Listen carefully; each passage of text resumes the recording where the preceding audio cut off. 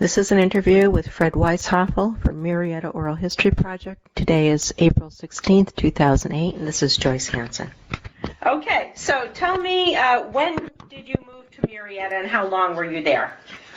We moved there in May of '89, and we left in November of '02. Okay. And what got you interested in the incorporation process and being a part of that process? Well, I wasn't really involved in the incorporation process very much because it was already underway when I moved there. I did get involved after I moved, but it had already been going for quite a while before I got there. Okay. And from what you understand, what was the reason that Murrieta wanted to incorporate? So that Temecula wouldn't annex them. Oh, okay. They wanted to be their own entity. Okay.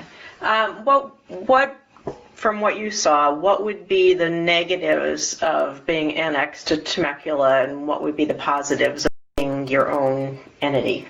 Well, I don't know that I can find any what you'd call negatives. Looking hindsight's always good. Always. To me, it would have been better to be one large city rather than two small ones, just for ease of governing. But Murrieta felt they were going to lose their identity by being annexed or being a part of Temecula. Okay. And that's kind of why they said, let's go with our own. Okay. Tell me a little bit about the process of incorporation. Do you know what the steps were that were taken prior to your getting involved in that? Well, yeah. After we got involved, the city has to do first they have to do a boundary map, talk to LAFCO, and then they have to do an economic study to say, yes, the city is viable, it can support itself, and so on. And you go through all those hearings, and it does take a while. But it's one of the processes that California has. Mm-hmm. You can do it. Okay. And it does take time. Mm-hmm. No question about that. Okay. Okay, so how did you get involved in this? What spurred you to take part in this? Well, I've been involved in politics in Colorado, and to be quite frank with you, I enjoyed it. I thought it was fun, but I also thought it was an opportunity to help form a new city. And since basically out of the 19 candidates, I was the only one that had any experience being a part of the city. I worked for 2 city governments. I worked for 4 years for the city of Loveland, which was about 30,000 when I went to work for them. And then I went to work for the city of Lakewood when it was newly incorporated in Colorado, and it incorporated with the city of 200,000. Okay. I mean 100,000. It's over 200 now. Mm-hmm. And so I just thought it would be interesting and fun, and I had the background as far as being in politics. I was elected to a water board in Colorado for 2 4-year terms. I left at the 3rd year of my term because I had to find work, and there wasn't any in Colorado in the late 80s. So that's why I moved to California. Okay. All right. So tell me about the first city council. Now, you were a member of that first city council, right? Yes. Okay. What were some of the challenges that faced the city council? What needed to be done right away that you had to deal with? Well, the first thing was to decide on a police department. And I always used to joke that there was 3 of the council members were bigger than I was, and the 4th one carried a gun. So I was kind of a minority. But I did bring up the question about not having a police department and contracting with the county. And I met with a lot of opposition, which I didn't know too much about it.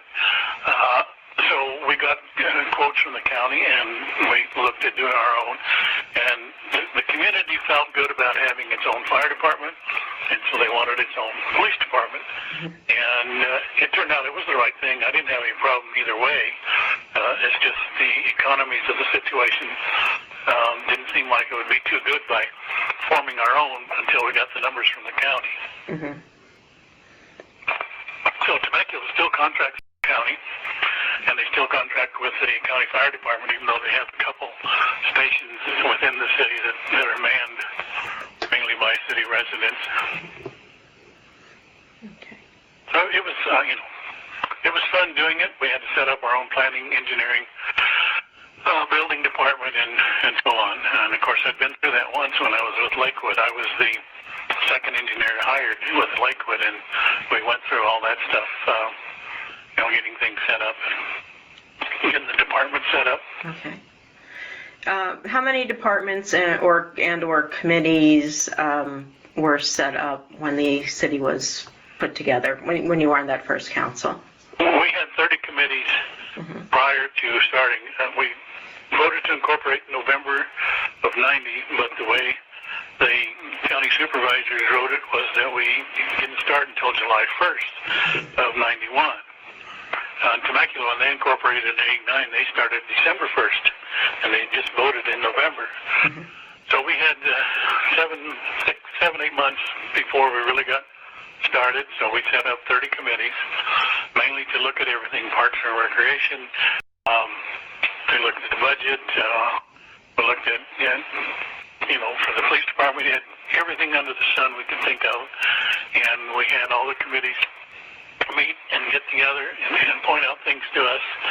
And from there, that's where we pretty well formed the city departments from.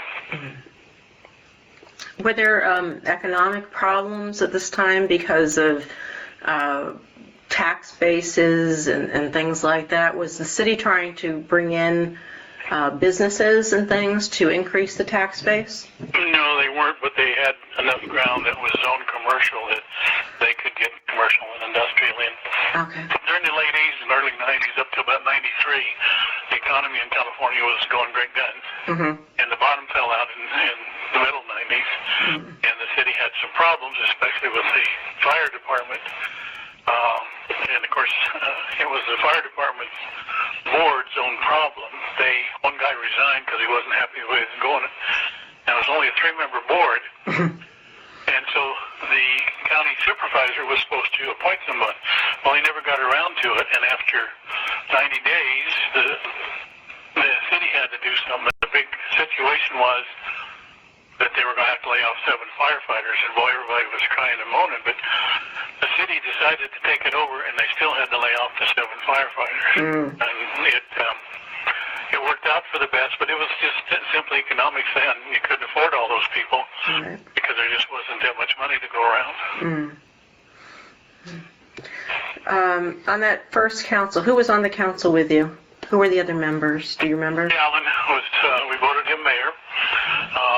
In California, the mayor is appointed by all the council members, and we decided to kind of go with protocol. The person that got the most votes was mayor, and then it happened to be Jerry. Joe Peary was another fireman that was on, and Dave Hawes was a local contractor, been in the area for 10 or 15 years, and Gary Smith was a highway patrolman, and had lived there for a few years. I was probably the one with the shortest term of actually living there, because I just moved in May of 89. But the council worked well together. What we decided at the very beginning that majority rules, we can argue all we want, but when the vote's taken, and if it's 3-2 or 4-1, you shut up about it and go on with the next thing. And it worked real well for us. We all agreed that, we can disagree, but once a decision is made, we all back it. Okay. How many meetings did you have to hold to get all this work done?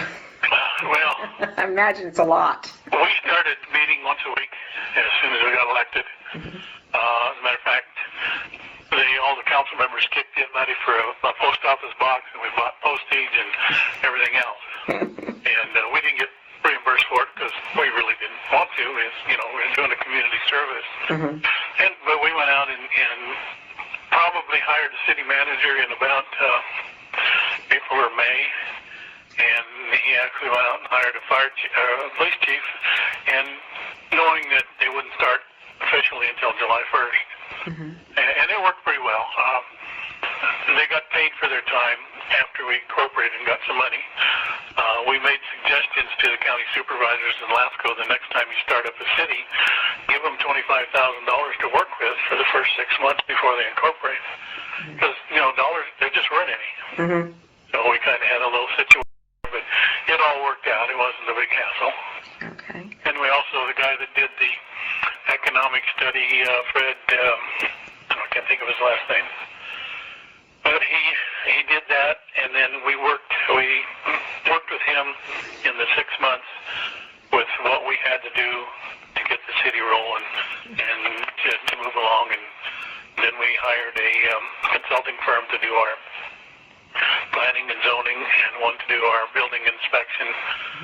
And the same one with planning and zoning we use for engineering. And then over the course of a year, permanent people were put on. Okay. A lot of them came from those firms. Okay. Do you remember the names of the fire and police chief, the first, and the first city manager? Well, the first city manager was Jack Smith. Okay. And the first police chief was. If I could see the tip of my tongue, I could tell you. That's okay. I was just curious. Well, Rick McIntyre was the assistant chief. Okay. Oh, I can't remember the other one's name. And of course, the fire chief at the time was, I know his name. And I think of it. I can't say it. Don't worry about it. It's fine. Fire chief for a long time there. Okay. Marvin, by any? Yeah, Marv Curran. Oh, okay. Marv Curran. Okay. Now, were you a city engineer for Murrieta too, or? No, I was. I have to be careful of the words because I used the word engineering consultant once, and according to the state of California, I can't do that unless I have my license. I don't have an engineer's license. I have a surveyor's license, but I've been doing engineering design for 20 years before I went to work there. Oh, okay. I went to work in the area, and I worked for a private firm. Oh, okay. So. Which caused me some problems because they were doing the engineering work on the mall, and I couldn't vote on it. Oh. What was the name of the firm? NBS Lowry. They don't exist anymore. They went like a few others. Yeah. The economy killed them when 2000 came around. Okay. How about development of the area? What are there any kind of rules for development, or I know there are zoning laws and things like that, but what if someone wants to develop an area and the council doesn't think it's a good idea to develop that area? Well, they can vote it down, but if you vote it down, without good reasons, they can sue you. Oh. Usually end up winning. Mm-hmm. What generally happens is the price right around the existing utilities, the price of the land is rather high. Mm-hmm. So people go out a half a mile to a mile and they buy the ground for half the price. Then they have to run the utilities out there, which creates some problems. And of course, in Murrieta we had 4 different water districts. Rancho California and Eastern and Elsinore Valley municipal water, and then we had Murrieta County Water District, which has since been made a part of Elsinore Valley. So we had all those water districts to deal with, and they have their own regs, and they pretty much guided development. We just approved the zoning for the number and size of lots along the way. Is there any minimum size lots that are required in California for housing, say? No, you very well dictate your own. The grounds are getting so expensive, they were cutting the lot sizes down to 4,500 square feet. And then they put a 2,000 square foot house on it, which means you have no yard. Yeah. So it's kind of difficult, but with the price of ground so high, good old American greed. The guy don't care. He's leaving the country as soon as he sells his land. So, but it got to be difficult, and they're still working on making a lot smaller. I don't know if with the economy now that they're succeeding. But somewhere the price of ground got to get. I don't know when or where. I'm afraid I don't either. Okay. How well, you were there right around incorporation time, but how did Murrieta change after incorporation? They elected too many politicians to the council. How many did they elect? 5 of them. It's just a personal opinion. Is we had 2 churches elect council members, and we had 3 unions. And I think that's bad news for everyone. We never had a woman council member until this last year. That won an election, but it's kind of like the pork in the national budget. People try to do things for their own neighborhood, and that's how Jack Van Hoster got in trouble. He tried to do too much for his daughter. And in my own opinion is California voters didn't go far enough when they put in term limits. They only did it for state people, and they should have done it for everybody as far down as the cemetery districts. Okay. Because you get too many people, and there's too much nepotism going on. I mean, one of the water districts, if a guy's going to retire, he waits till after the election, like in November, and he'll say in January, I'm retiring. Well, his election's not for 2 years. Next November. And so what they do is they appoint somebody they want on the board, so he's on there for 20 months, and he can say he's an incumbent. Okay. And to me, that's not the right thing. And I personally agree on term limits. Everybody says term limits isn't good because what you do is you get rid of the good guys. And that's true, but you also get rid of the bad guys. And the one example I can think of is good old Willie Brown. Yeah.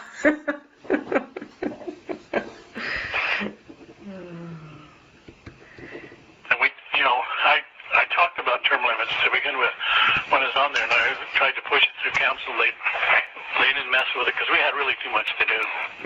But hindsight says we probably should have put it to a vote of the people and let them vote on it. Okay. How do you think that the people who lived in Murrieta prior to incorporation saw the incorporation? Or how do you think they viewed the city after it started changing? And the ones that were there the longest weren't happy with it because basically you listen to the dollars and the people don't understand what you have to do in order to be progressive and progress is our most important setback. And it is really because it's the dollars that dictate, and you need the dollars in order to supply the city services. And sometimes cities lose sight of the fact that they supply services, and they start dictating how you're going to do things, and that, to me, is the wrong thing. So can you give me an example of that, of perhaps dictating how to do things rather than provide services? Is there an example that you have? Well, the Diaz and Washington were one street. The city of Murrieta closed it off because their feeling was, we don't want all the Temecula traffic coming through Murrieta. And the other side of that is, well, Murrieta's traffic works in Temecula, so they have to drive down there. It didn't hold water, so they cut the road off. And I don't know if it's open yet or not. It should have been. There was one developer down there that really fought for it, but he hit a brick wall, really. So. Okay. Do you think Murrieta developed too quickly as far as housing, new housing? Do you think that should have been controlled more, or do you think it was just about right? Well, your opinion. There's too much, but it wasn't the city's fault because the county approved all those developments long before the city was incorporated. Oh, I see. So the city really couldn't do anything except with the new ones that were coming in. I think when we incorporated, we had something like 10 or 12,000 approved lots out there. And 10 or 12,000, that's like 10 or 12 years of actual work and stuff. Not that they haven't approved some since that are just as bad and I say just as bad because they're making them awfully And we lived on a 60 by 100 foot lot and our backyard was 20 feet deep. Mm-hmm. That's just not enough room for a family. For my wife and I, it's okay. Right. But most of Murrieta Hills with regard to development was done in the county prior to incorporation. Oh, okay. What kind of vision do you think the city had for itself when it first came to be? Well, really, we wanted to be a different city and do things slowly and take it at a good pace, but they lost sight of that. I don't know how or when, but I told Jerry Allen, the mayor, I said, Murrieta is just another white spot on I-15 now. Nothing different about it. You got Walmarts, you got shopping centers, you got apartments that are in the wrong places. The school district is going willy-nilly with where they're putting the schools and the price of ground they're paying, and they just lost sight of the small community. They've become another big city. Do you think part of that had to do with people coming in and wanting to replicate Orange County in Murrieta? Well, actually, the people that live there did not want to replicate Orange County. They wanted to have a larger house and a larger lot, and that worked okay from the beginning. As soon as development got going, it worked against them. The people moved out there in the late 80s, early 90s, and they sold their 1,200 square foot house in Los Angeles for $250,000, and they came out to Murrieta and bought twice the house for $150,000 to $180,000. And they were working overtime, and so they bought this big house. They bought 2 new cars. They bought a boat, an RV, and that's fine when you're working 50, 60 hours a week, but when you get cut back to 30, you lose everything. Right. And that's what happened to them. People, they were walking away from the houses. They'd call the bank and say that the key's in the door, good luck. And from what I understand in California, when you walk away from a house, it doesn't count against your credit rating. Oh, really? That's what I understand. And I have seen a lot of people that you get out of one situation into another. So it's a tough thing. And you're right now, you're going through the same mode that they did in I was the 90s. Yeah, I was going to say that. It's very similar right now. We have a lot of people walking away from their house right now. Yeah, and you got a lot of squatters. Yeah, and we have a lot of bank-owned homes, and it's becoming a real problem with, Yeah. Well, what they did back in the middle 90s was some guy would go up to the house, not find anybody home, call a locksmith, have the lock changed, and then rent it out. And he didn't own it. Oh, gee. The banks didn't do that. Well, they weren't scrutinizing everything. They go up and people living in the house, they say, what do you do here? They say, well, we're renting it from so-and-so. There was a lot of that going around, especially up in around the Corona area. We didn't have a lot of that, but there was some of it going on. Yeah. So, is there anything else you want to tell me about your time on the council? Good memory, story, something to add? Well, my time on the council I enjoyed thoroughly, but when I lost the next election by 52 votes, we came up to vote for the election, to approve the election, and everybody voted yes, and I paused for a few minutes, and I said, I'm a poor loser, but I'll vote yes anyway. I didn't have any choice. But you asked me one time about what you feel that I accomplished city on the council.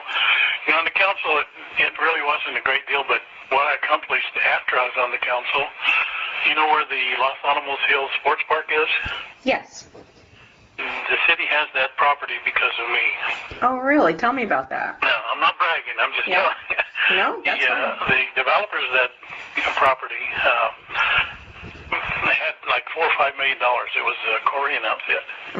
And then the market went bad, so they put it up for sale. It was up for sale for $1.5 million. And I talked to the guy that's the agent for it, and I said to him, I think the city ought to buy this because I grew up in Denver where you have parks that are 10 and 12 blocks square. And Murrieta didn't have that. And then the new high school they wanted to put up there, which is part of the property. So I went to the city manager, and he went to the council and talked to the agent and said, the guy said, well, we got to offer offer of $1.5 million. The city made an offer of $1.6 million, and they bought the property. And then they had to sell the property to the school district. My thought was just to give it to them, but they didn't do that. The law prevented them from doing that. So they sold the site for the high school, and of course that's all built now. And then they got going on developing it, and there was an article in the paper about how we got the property, and Carl Love was the reporter, and he interviewed me, and I said, well, bad guys can't do good things. Because it was a good thing for the city, and it's a great thing. They got more soccer fields and fields that they would never have had. And for that price, and also, I did not make one dime on it. I told the agent, I said, I don't care about the money. I probably